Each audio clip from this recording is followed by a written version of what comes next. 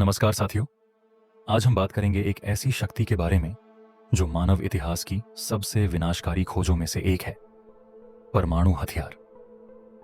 हमारा उद्देश्य आपको डराना नहीं है, बल्कि सही जानकारी देना है, ताकि हम सब मिलकर एक जागरूक समाज बना सकें। इस जानकारी में हम एक 45 किलोटन के परमाणु विस्फोट की कल्पना करेंगे।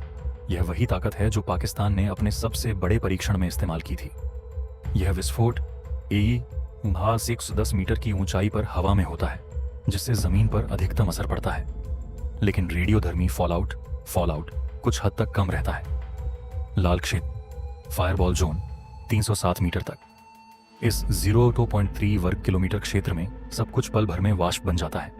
इंसान, इमारतें, पेड़, वाहन, कुछ भी नहीं बचता।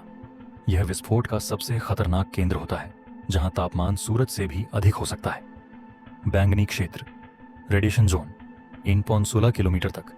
इस 4.25 वर्ग किलोमीटर इलाके में मौजूद लोगों को 500 REM विकिरण मिलता है, जो बिना इलाज के 1 महीने के अंदर जानलेवा हो सकता है। जो बचते हैं उनमें से करीब 15% को आगे चलकर कैंसर जैसी बीमारियां हो सकती हैं। नारंगी क्षेत्र मध्यम विस्फोट प्रभाव 2.5 किलोमीटर तक।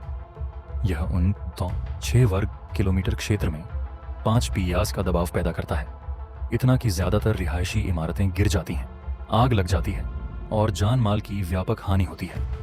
गर्म क्षेत्र थर्मल बर्न जोन 3.05 किलोमीटर तक। यहाँ इतनी गर्मी होती है कि 3री डिग्री के जलन होते हैं। त्वचा की सारी परतें जल जाती हैं। ये घाव इतने गहरे होते हैं कि कभी कभी दर्द भी महसूस नहीं होता, क्योंकि नसें जल चुकी होती हैं। इलाज जटिल और महंगा होता है। नीला क्षेत्र हल्की क्षति वाला इलाका 7.3 किलोमीटर तक। इस 155 वर्ग किलोमीटर इलाके में खिड़कियों के कांच फट जाते हैं।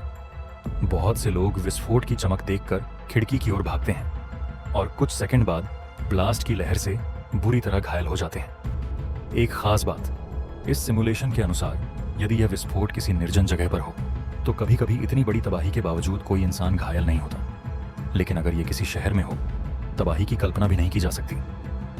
महत्वपूर्ण बात, 20 TAC का ब्लास्ट इतना ताकतवर होता है कि बंकर और मजबूत कंक्रीट इमारतें भी तबाह हो जाती हैं, लेकिन इस सिमुलेशन में इसे नापना संभव नहीं था, क्योंकि विस्फोट की ऊंचाई ज्यादा थी।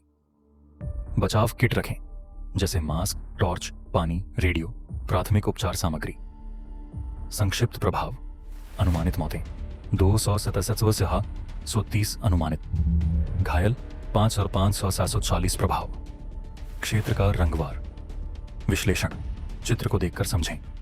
ए अग्नि क्षेत्र फायरबॉल जोन, त्रिज्या 307 मीटर, क्षेत्रफल 0.3 वर्ग किलोमीटर। विशेषता, यह क्षेत्र पूरी तरह वाष्पित हो जाएगा। इंसान, इमारतें, वाहन, सब कुछ पल भर में राख। तापमान लाखों डिग्री तक पहुंचता है। प्रभावित सेक्टर 17 और आसपास का क्षेत्र, जैसे सेक्टर 22 का भाग। 2 विकिरण क्षेत्र रेडिएशन जोन, त्रिज्या 1.16 किलोमीटर, क्षेत्रफल 4.25 वर्ग किमी। विशेषता, 500 REM की रेडिएशन डोज, बिना इलाज के लगभग सभी मौत के करीब। बचने वालों में भी 15% को कैंसर का खतरा। प्रभावित क्षेत्र सेक्टर 24 तक 34, 35, 19 आदि। 3 मध्यम धमाका क्षेत्र मॉडरेट ब्लास्ट डैमेज जोन, त्रिज्या 2.5 किलोमीटर, क्षेत्रफल 29.6 वर्ग किमी। विशेषता, 5 PAS का प्रेशर, अधिकतर घर और दुकानें ध्वस्त, लोग गंभीर रूप से घायल, आगजनी। प्रभावित क्षेत्र सेक्टर 15, 30, सेक्टर 16, 18, 27, 28, पंचकूला की सीमाएं। 4 हल्का धमाका क्षेत्र लाइट ब्लास्ट डैमेज जोन, त्रिज्या 7.03 किलोमीटर, क्षेत्रफल 150 वर्ग किमी। विशेषता, खिड़कियों के कांच फटते हैं, लोग चमक देखकर बाहर आते हैं और ब्लास्ट से कटते या घायल होते हैं। प्रभावित क्षेत्र मोहाली, झिरकपुर, दरिया, किशनगढ़, रैली, खरड़का और बाहरी सेक्टर 7। थर्मल रेडिएशन क्षेत्र थर्मल बर्न जोन, त्रिज्या 3.05 किलोमीटर, क्षेत्रफल 29.3 वर्ग किमी। विशेषता, 3rd डिग्री जलन, त्वचा की गहरी परतें नष्ट, अक्सर बिना दर्द के, क्योंकि नसें जल चुकी होती हैं। आम नागरिक क्या करें?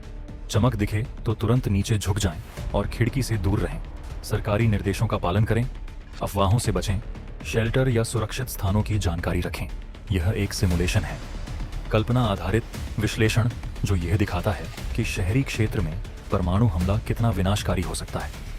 फॉलआउट, रेडियोधर्मी राग का विश्लेषण इस मॉडल में नहीं है, जो और भी खतरनाक हो सकता है, विशेषकर हवा के रुख के अनुसार।